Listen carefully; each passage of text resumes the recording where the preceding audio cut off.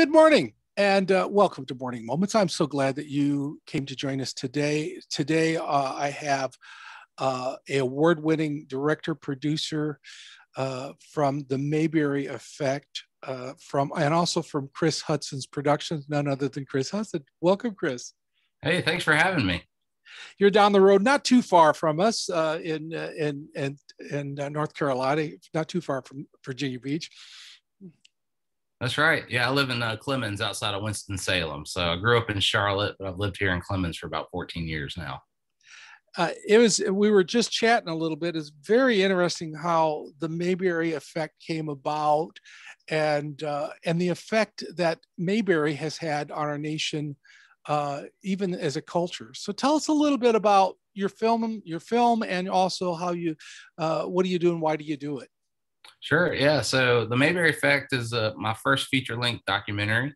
I've worked at PBS stations and on other documentary projects over the years, but this one kind of stemmed as a thesis project. I was in grad school at Wake Forest, and I was looking for an interesting story, and I ended up meeting David Browning, the Mayberry deputy, on a commercial shoot in Kernersville, North Carolina, and thought he was an interesting character. And when I approached him about the idea, he said, "Hey, there's a bigger picture here. So how about you come to some of the Mayberry events and I'll introduce you to everybody and you'll start seeing what this Mayberry Effect is really about." So that's kind of a brief version of how the documentary got started. I do what I do because I've always been interested in television. I always say that I've never watched a second of television. I've always studied it. I remember, I think, watching a PBS show and seeing the small logo in the corner, the small bug there, and go, how did they put that over the video? How did that work? And making questions like that. And so I think it's always just been there. I grew up, my dad was a pastor, and I think I've always been around, and my mom loves to read. So I think I've always been around storytelling. And so I think I just grew up wanting to be a storyteller. And always interested in other people's stories, always interested in what's going on in the world and different cultures. And so I think through that passion, I just was connected with the right people at the PBS station in Charlotte and then the other TV stations that I've worked with, and just kept pushing and developing my skills as a filmmaker, and then going to grad school and getting, the MFA. So it's just, it is a true passion. I absolutely love it. People say they read a lot of books. I watch a lot of documentaries. So, yeah. And it just, sometimes the stories, I'm sure, just bounce out at you that this is a story that just needs to be told, right? Right. It's interesting. You start off with an idea for a story, and then it kind of changes and it starts morphing. And then sometimes it'll circle back around to your original idea. That's kind of what happened in this situation. So, it was just kind of aware of some interesting characters. I always love documentaries about people going to Comic-Cons and dressing up as characters, or have big collections of something, because I don't have a collection of anything except stories on hard drives, right? And so I'm just fascinated with those kind of people. And so the Mayberry was right down the road from me, Mount Airy, and so it made it easier to drive back and forth. But yeah, it's been a lot of fun. I've had a great time with everybody. So Mount Airy, this is a community that just took on that fictional side of Mayberry from the TV show and just kind of made it their own as a theme, didn't they? I think some of it, yes. Andy Griffith was born in Mount Airy, North Carolina. And so, you see a lot of references in the Andy Griffith show. We all believe that it was influenced by Mount Airy, whether Andy Griffith believes that or not. But the town's really been able to take to the show, and Snappy Lunch. There's a real Snappy Lunch. It was there before the show. Is still there after the show.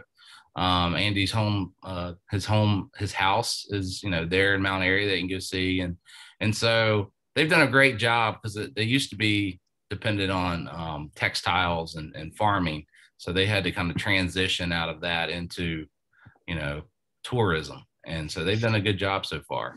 And it comes in an experience, a destination visit. This is where I go to see something, and even festivals they have there, right? Right. We all call it the Mecca, the Mecca for the Andy Griffith Show followers. I mean, They have so many different stores with so many different merchandise. They have, oh gosh, anything you want to find about the Andy Griffith Show, you'll find it in Mount Airy. So, And I understand that even some of the people dress up as the characters and walk around, right? they do. There are people that have actually moved to Mount Airy just to dress up as Barney and walk around downtown every single day. So it's hard to go to Mount Airy without seeing a Barney, tribute artist. The ones that travel across the country and do the Mayberry events, they live all over the country. They live in Indiana, Alabama, Virginia, South Carolina, Georgia, and they travel to Mayberry events, and they're kind of like a theater troupe, I would say, that they have these different shows and different presentations that they do, but they've been doing it for almost like 20 years together. So there's different levels. Let's just say there's different levels of tribute artists, but it's all in good fun. Well, it's kind of like an Elvis or kind of like a Trekkers, that there is a subculture within that Yeah, that's turned out to be, right? that's right. That's right. So. And I think one of the appeals, if I'm not mistaken, and maybe you would agree with this, is that it's just wholesome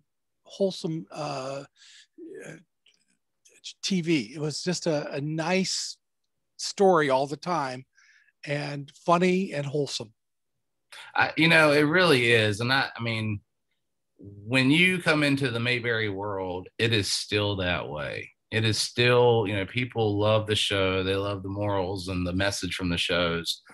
But no matter where they come from, no matter what their background is, political background, religious background, when they come to Mayberry, it is all about loving the people they are around and having a good time and really living out those morals. And so it has been such a positive, production and documentary to be a part of, because it's gone from being a documentary to having some great friends and some great times. And it's not being stressful. It's just a good, wholesome time. And so they're really, really living out the show, I think, in real life. Well, I think I see a weekend trip in my future. My wife and I may have to check that out, and just to spend a weekend there, just to soak in the ambiance of this. So Once you start dressing up as Barney, we know we got you, yeah. or Otis, or Floyd, or whoever. So That's right. I mean, I'll show you this. Like, I've got my T-shirt here, "Make America Mayberry Again." So, I've been around, I've drunk the Kool-Aid now. I'm part of the Mayberry world. I'm not just a outside documentary filmmaker, So where can people see your film? So it's online now. So it's on Prime Video, Amazon Prime Video. It's on iTunes, Vudu, YouTube, Google Play. And then I've got DVDs for sale on my documentary's webpage. There's a really cool store called Weaver's Department Store. They've got all things Mayberry. You can find it on that as well. And then it's available in some of the stores in Mount Airy as well right now. So yeah, there's multiple ways of seeing it. And hopefully in the next, I don't know, couple months, we'll have some kind of streaming deal worked out where more people will be able to see it. Good. Well, I want folks to keep following the good work that you're doing. So we're going to put your website and how others can get a hold of you for distribution, and also maybe questions about the industry. I have a lot of people in the film industry that watch this and love to see different production companies. So I'm going to put that down on my website, and keep your eyes open for it. Keep your eyes open for ways to see this, as well as other productions that Chris Hudson's involved with in his production company. Chris, thank you so much for being a guest on Morning Moments. Well, thank you so much, Andy, for having me. I really appreciate it. And thank you for coming to Morning Moments. And why don't you just keep on coming back, and thank you again.